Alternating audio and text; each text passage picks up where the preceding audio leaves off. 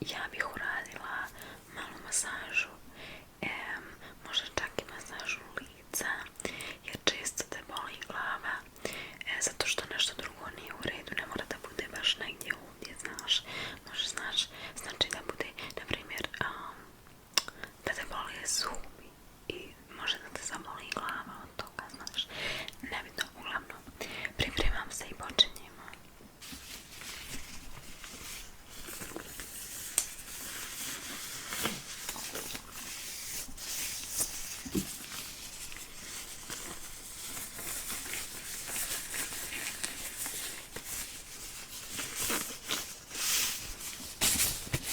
Ok, znači, glava, reci mi tačno gdje te boli, koji dio te najviše boli.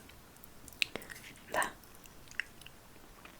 Ok, dobro, nije važno, ja ću uraditi tu masažu kao što sam ti rekla, a ti meni reci ako te negdje baš puno boli.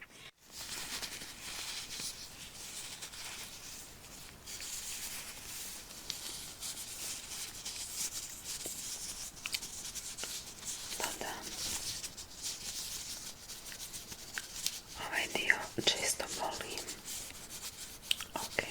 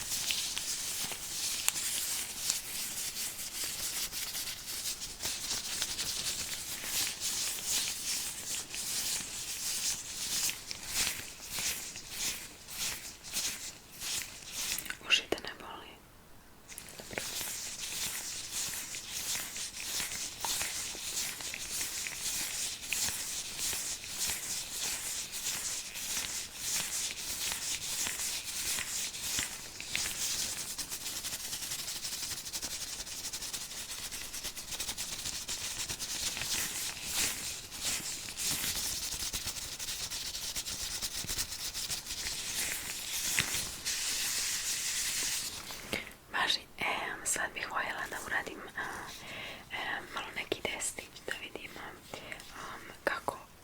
kakav ti je osjećaj. Reci mi da li čuješ ovo. Da, čuješ ovo. Ok, sad mi reci koja je strana glasnija.